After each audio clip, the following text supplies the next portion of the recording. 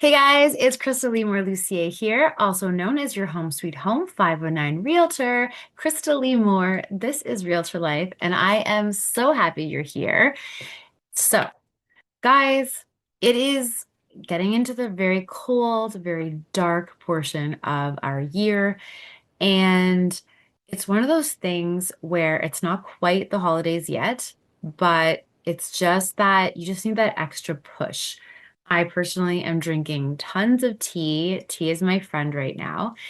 But today we're going to be talking about networking. We're going to be talking about focus, keeping one oar in the water, and what does that even mean?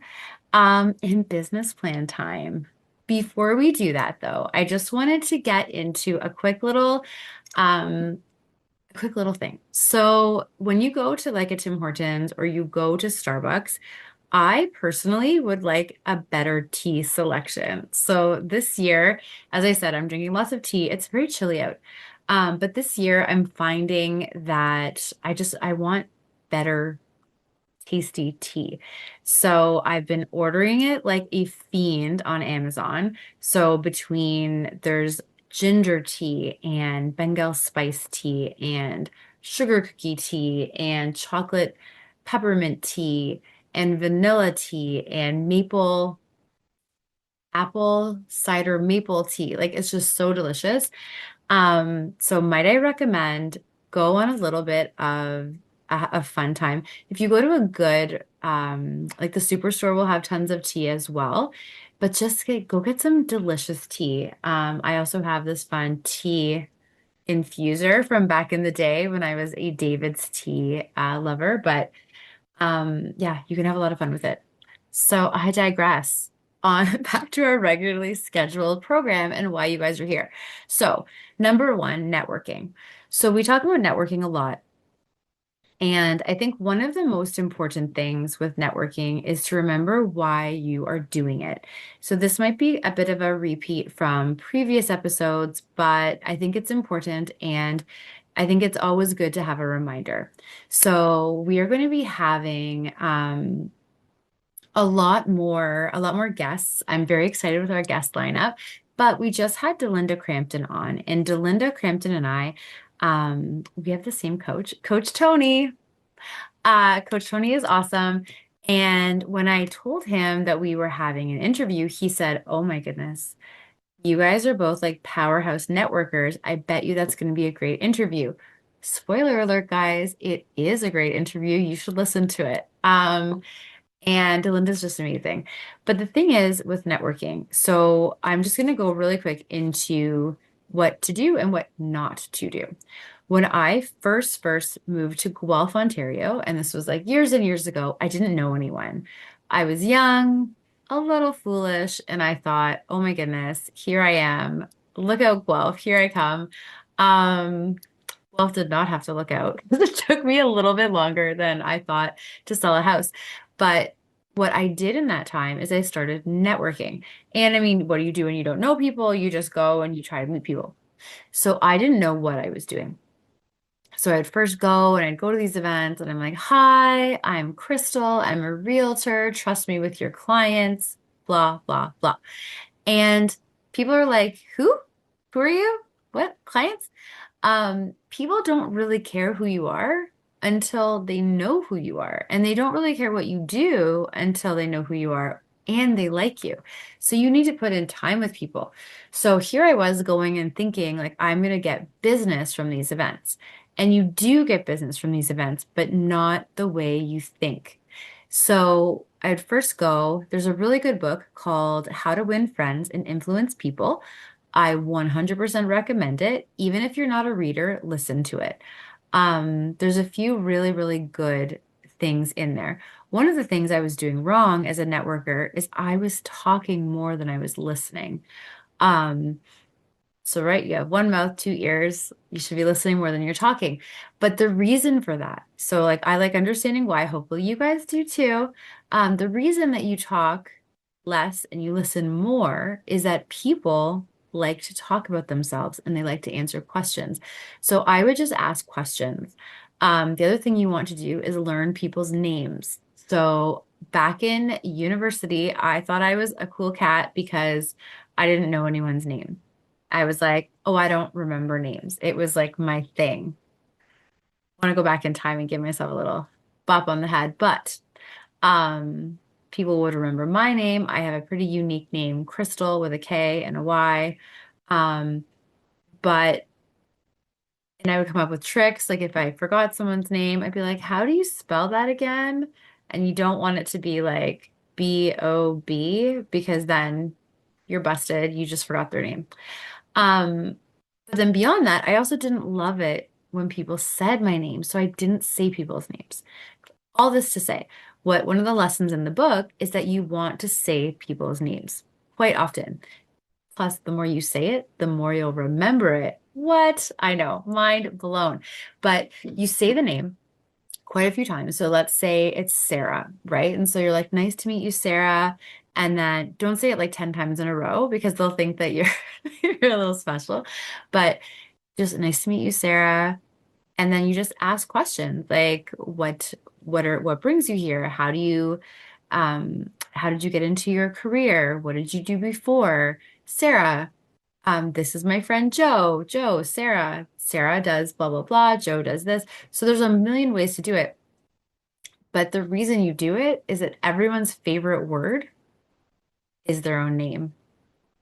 And I've gotten over my dislike of people saying my name, and now I appreciate it. So the more you say it, the more you remember it. And when you show someone that you not only have talked with them, you've listened to them, but you remember their name, it really goes above and beyond because you're not just like bag them and tag them. Like you're like, let's get to know you.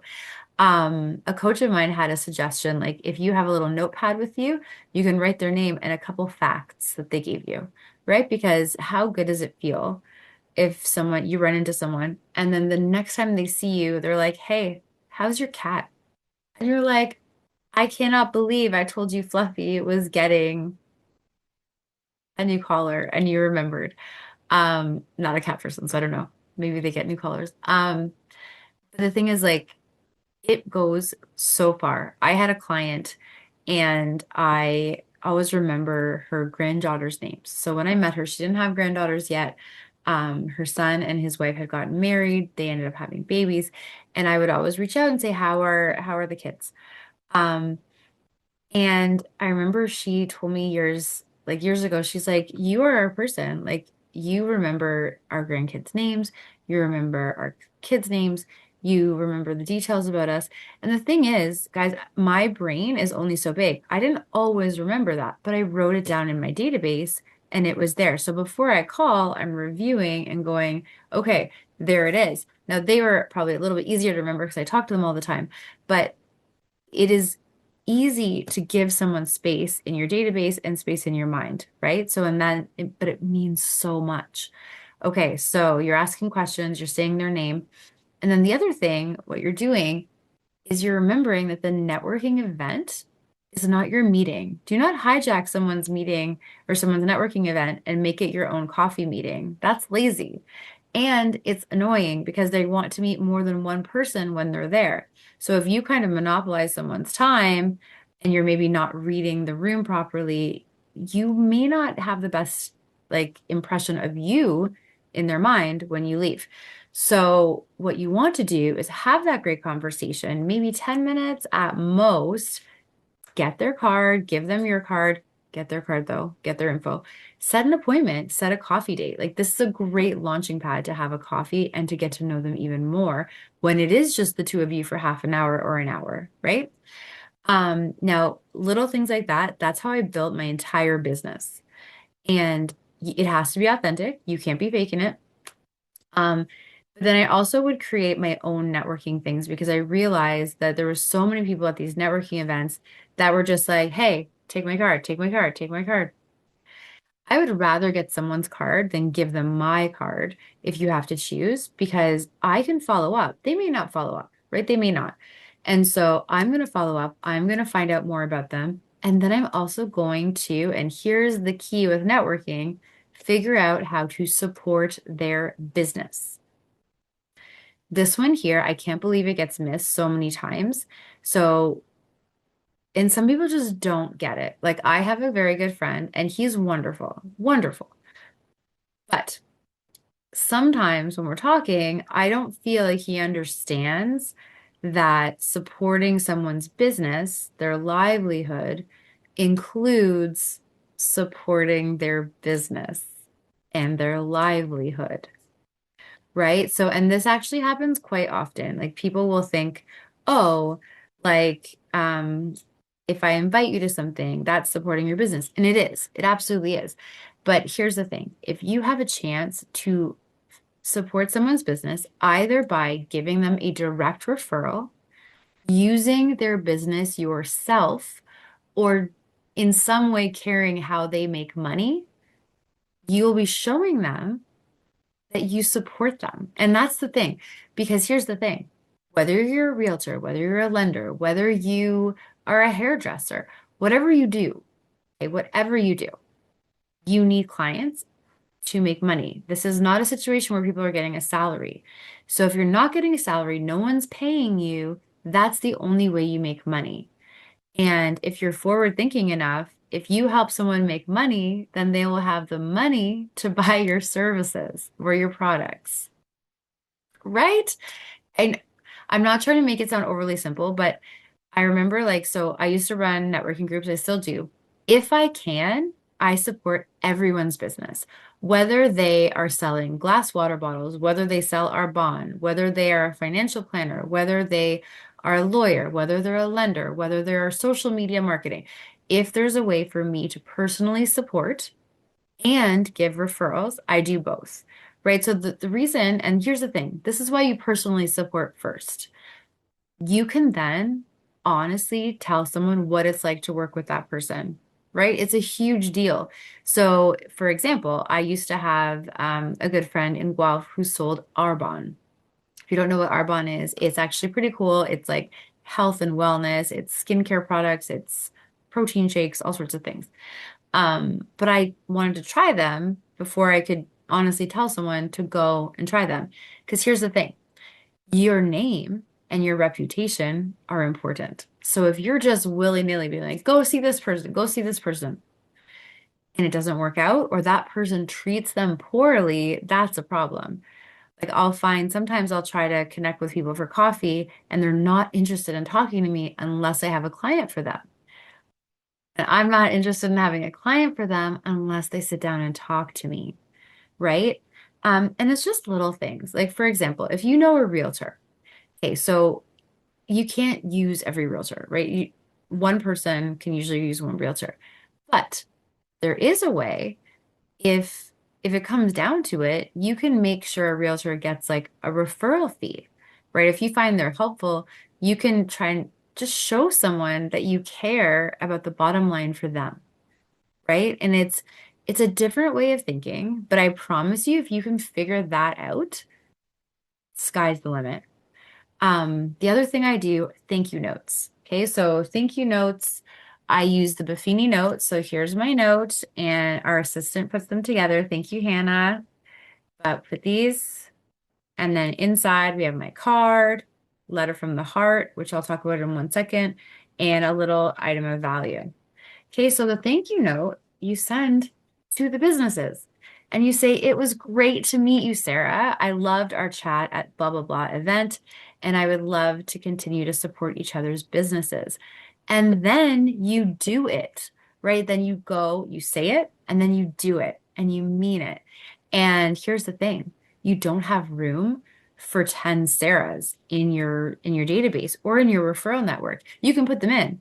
But if Sarah is really not interested in supporting your business, she will show you. And then maybe we move on to the next person who is wanting to support you while you try to support them, right? There's a reciprocity there. And it doesn't mean that if you give someone something, they have to give something to you, but they have to try to support your business, right? It can't just be one-sided. And if it is one-sided, in that, like, it just doesn't feel right. Um, so when you're networking, what you're trying to do is find your network, literally in the word, of like-minded individuals where you can support each other and help clients with the same level of service and integrity, right? So it sounds like super fancy, but it really just comes down to find people that you know, like, and trust, who know, like, and trust you, and help people together, right? Having a good database is important. So with this networking, you need a list of these relationships so that you can keep in touch with them, so you can invite them to things, so that you can refer them. When I'm referring, which is a big piece of networking, I always do an email introduction. So you can just hand a card over. You can, and let someone know, hey, Sarah, boom, told my clients to give you a call. And that's great that Sarah's going to be like, thank you. However, the clients may never call. She doesn't have their name. She doesn't have their contact info. There's no way for her to follow up. She's just going to kind of hope that they get in touch with her. And on the client side, they don't know Sarah. So, like you said, she's great, but what if they get nervous? It's not their job to go calling people. It's actually Sarah's job to call clients, and it's my job to call clients, and it's your job to call clients. It's not the client's job to call us. So, if they call, they may feel nervous about it. Sarah doesn't know them either, so they have to be like, "Hey, Crystal Lee Moore introduced us and she wanted us to call you." And then Sarah's like, "Okay." Hopefully she remembers the call from me. And she's like, "Okay, okay. Who are you? Like, what do you?" It's just very bumpy.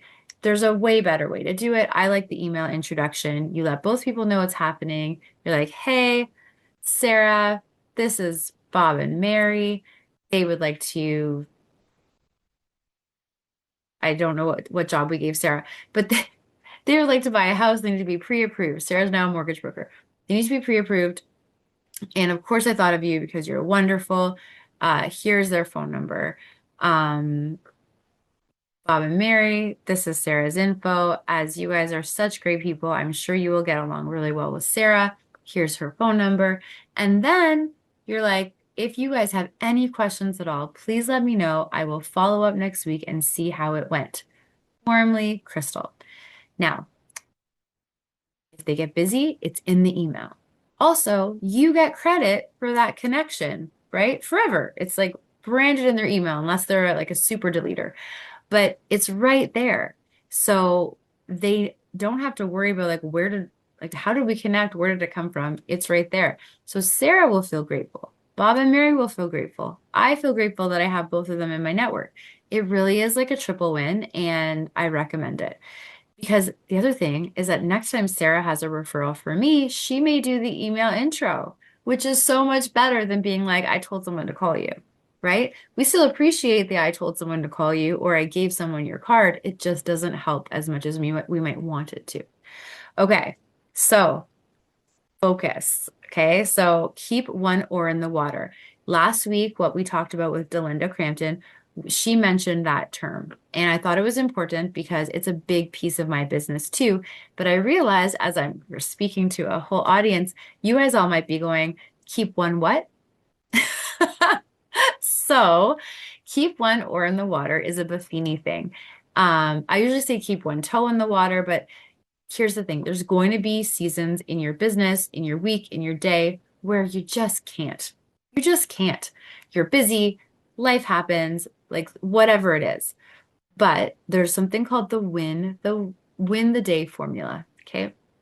So the win the day formula, win the week formula, it's basically if you can do 2 hours of solid lead generation, which means like face to face, voice to voice with clients and people and contacts, 2 hours a day for 4 days a week, for 3 weeks every month, and for 8 weeks, sorry, 8 months every year, you will blow the competition away. Okay, so I'm going to say it again because it is not that hard. 2 hours a day for 4 days a week. Okay, 2 hours a day, 4 days a week, 3 weeks out of every month, and 8 months out of every year. Okay, so if you just do that, you will blow the competition away. Now, the one oar in the water, let's say you can't do that. You're burned out. Maybe you've gone through something emotionally. Maybe there's a tragedy, whatever it is. Can you make one call? Can you send one note? Can you have coffee with one person? Can you just do one? Right? That's what it means. Where you aren't crushing it, but you're not letting it go either. Right? You're just, and I've had ups and downs. I've had some really hard times where I had to just I kept one toe in the water. And here's the thing. If you do the networking, like I said, and you're gonna end up working by referral, which is the whole point with the Buffini system. And those seeds that you were sowing, all that work that you did will come back. So you're keeping one toe in the water, one oar in the water, and your business will be okay because you've put the work in, you've put the time in. And then when you get a little bit better, you just do a bit more. You just do a bit more until you can get back to your normal. For me, for win the day, I think I have to do 10 calls, two notes, two pop buys. Pop by, as a reminder, is a little gift that you bring to your clients. I do small ones that they get every time they see me. But you also can do like a bigger something that you drop off seasonally. Fun fact, there's also gonna be we're gonna find out about it soon, but there's gonna be a pretty cool push with Buffini, whether you're a member or not, to rock 2026. So stay tuned. There is a the coaching Buffini coaching live on December 3rd, and they do the bold predictions. So that's for the market, but the live coaching on December 3rd is really, really good. If you're not registered, you do not have to be a Buffini member. But I definitely recommend listening. If you don't have a chance to listen, you might be able to do a replay, but it's a good idea to try and listen. So Buffini coaching live, December 3rd. Take a look. Okay, so now business plan time. So this is the time of year when we're needing to do our business plan. What does that mean to you? Most people don't have a business plan. They don't have written goals. They don't have a business plan. And I believe Joe Nigo said it best. If you don't have a goal, then you will hit it every time. And so the key with the business plan is just to set out like what's the plan? What themes are you going to have? Will you have client parties? Are you going to have networking parties? Are there things that you want to learn about? Are there people you're going to connect with? How many calls do you want to make? How much money do you want to make? How many deals do you want to do? Is there something that you're really hoping to do, maybe volunteer-wise in your industry? Is there, um, is there a plan you have? Like maybe you're a realtor and you want to open a PREC, a personal real estate corporation. Spoiler alert, we're going to have a podcast about that soon. But maybe it is, and you don't know anything about it. And whenever you go look it up, it's like conflicting information. But maybe that's going to be on the goal, right? So there's a whole business plan. You can get them. I know with Buffini, we have one for one-to-one coaching members. Usually, if you have a coach, they're going to have you fill it out. If you don't have a coach right now, not the end of the world. You can still, there's so many different business planning sessions that are out right now. Um, in our office, we're doing one with Wade Webb on this week on Thursday. There's also one, I believe, with a gentleman named Aaron West. There's so many different ones. Just basically Google business planning session. So you can do a session. You can also just find a generic printout of a business plan for realtors or for your industry. The reason it's important is that you need the goal. You need to know what you're doing so that you can make a plan, right? You don't want to just go haphazard, figure it out, because then that's what your business will look like. In the spring, which we're anticipating will be very busy, most people do the bulk of their business in the spring market. So if you're not prepared for it, then you may be letting an opportunity slip by, right? So get the business plan, block out some time. If you're not good at blocking out time, go to one of these sessions. There's so many right now. And the key is just, even if you, let's say you missed it, there's probably a replay. You might be able to find it on YouTube. I'm sure with all the technology and all the resources, the key will just be finding the one that works for you. But biggest, like the baseline things, you want to figure out how much money you want to make, what your tax rate is, how many deals you want to do, or how many clients you want to have. Is there some, and then beyond that, what else do you want to do? Because it's not just about numbers, right? It's about your life. You're built working in this business that you've chosen to have a better life than you would otherwise, right? Why else would we take on the stress? So, um, the key is just to figure out how can you take kind of a roadmap of next year and put that into a plan with some goals. So you can do, and you can break that down any way you want. You can do monthly goals, you can do quarterly goals, you can be fancy with the 12-week year. So 12-week year is designed basically instead of looking at a 1 year goal, you look at 12 weeks, and it's because that's what the athletes do. And athletes, I think, are superior in goal setting to a lot of us, especially Olympians. Good job, Olympians. Um, but basically, the 12-week year is just to keep the momentum high, right? So you're just making sure you figure it out, you get those goals, and then like the deadline approaches much faster. And I think the theory behind that is if you put goals in January and then you're supposed to get them in December, come like December 24th, you're like, oh no. Or come like December 1st, you're like, oh, let's go. And you're not going to be able to get them done. But in the 12 weeks, you kind of take your year and you break it into the 12 weeks and you can really get some momentum going. So, guys, just to recap, from the beginning, tea is amazing, and might I recommend we all have it because it's so cold outside. Networking is so important, and learning to do it right not only will help your business, but you will love it. When I was doing it the wrong way, I was so tired. I did not like networking events, and now I love them. They energize me. I'm excited. I'm happy. I'm learning more about people. It's fantastic. Um, Keeping one oar in the water or one toe in the water is a very important thing, but making sure that you're doing that win the day. What are the minimum things you need to do to really push your business forward?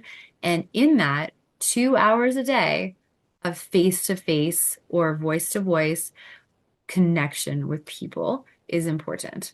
And then it's time to do business plans. So whether you have, if you're with Buffini, you can already have it. But if you're not with Buffini yet, then there's a lot of other things you can do. And the key is just to create a plan. Maybe your plan is that you would like to get a coach with Buffini, um, or with whoever, right? There's a lot of options in Canada as well. Personally, I love Buffini, but at the same time, there's Richard Robbins, there's Kathleen Black. Um, there are others. I think in the US, there's the core training.